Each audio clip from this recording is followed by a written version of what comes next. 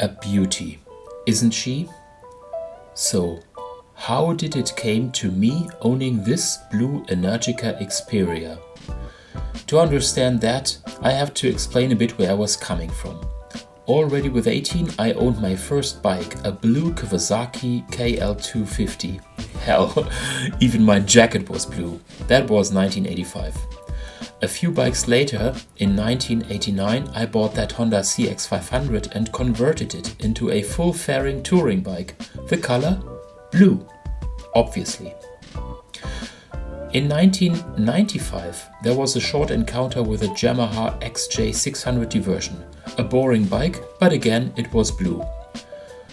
I owned several different bikes after that and always kept dreaming of the big blue. Again, let's fast forward into 2018 and to my beloved BMW GS. Originally dark blue, that was my first encounter with wrapping a vehicle. The GS was quite easy to convert into a brilliant blue bike. Most probably I would still be riding that GS if I wouldn't have made the biggest mistake in mankind, test ride an electric bike. After a year with a 0DS, I upgraded and my second electric bike was a 2020 Energica SE 9 Plus. There was only one color choice for me, blue. Unfortunately, soon after that, our garden shed burned down.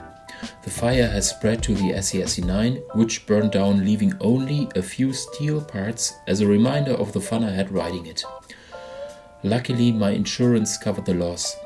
My desire to ride a bike was larger than my dream of that blue, so I bought a Rebel as a dealer's demo bike. Loving it, but I kept dreaming of the color blue. Again, I still would be riding this bike, if not Energica was showing off the latest Italian fashion, the Experia. Presented as launch edition in Bormio Ice, which is in fact a matte silver, the Experia is still only available in black, white and that Bormio Ice. That was the best compromise for me, so here we are. And then, when I was cleaning up my basement craft room, I stumbled across a rest of blue car wrapping foil from my BMW days. That color? Oh, that color? I'm too old for that. This color? Kind of. That color? I don't know. Is it green? Is it blue? And this is the best one. Next up were the decals. I took carbon copies, several photos of the decals, added dimensions, and sent all to a friend who runs a printing service. It still took 2 iterations to really match the size, as my plan was to put the stickers on top of the wrap film, which I placed on top of the original parts without removing the original stickers. Since it was a DIY project, I wasn't sure about the quality and I wanted to have an escape strategy by simply peeling off the blue foil. After inspecting the colored parts of the bike, I disassembled the tank side covers and the smaller covers underneath the saddle. The front part around the main lights are more complex to disassemble, so I decided to leave them out on and do the wrapping on the bike itself. Here you see me doing I believe it's the left-hand cover of the bike. You see it's quite a fine work. You have to concentrate, you have to start with applying the wrap foil on the larger parts first, and then you have to work your way around the different forms and the different bendings of the parts. I can tell you it is quite time intensive and you need to plan for several hours only for one part. I was actually taking something like 4 hours for the 4 parts. Now you can see me doing the top part of the mask of the lamp. Yeah, it was quite an effort of putting them all into the shadows, into the gaps here.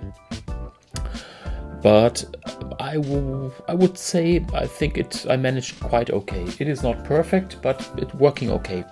And you can also see on the left side where the original original decals are sticking through. And I was reassembling the tiny springs and bolts that you have on the tank side covers.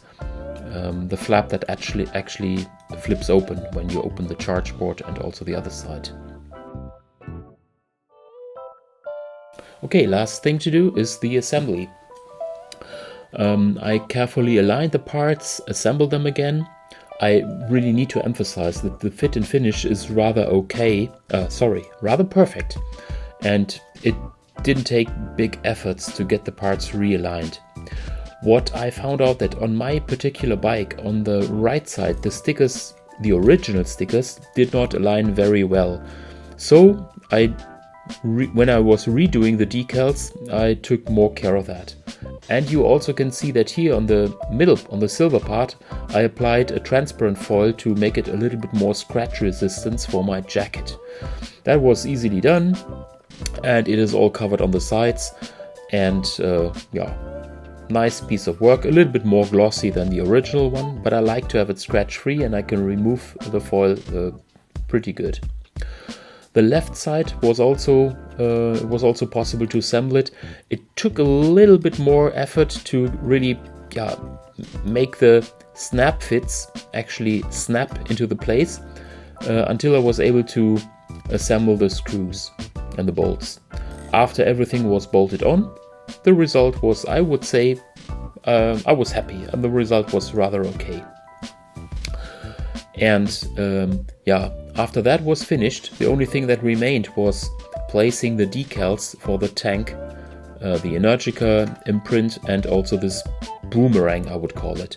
And that was kind of a nightmare, as I did not really match the angle 100% correct. So you saw me briefly with a hot air gun actually moving that into position. So yeah, I would say I'm happy with the result, even though it's only 90% of what a professional car wrapper would actually achieve.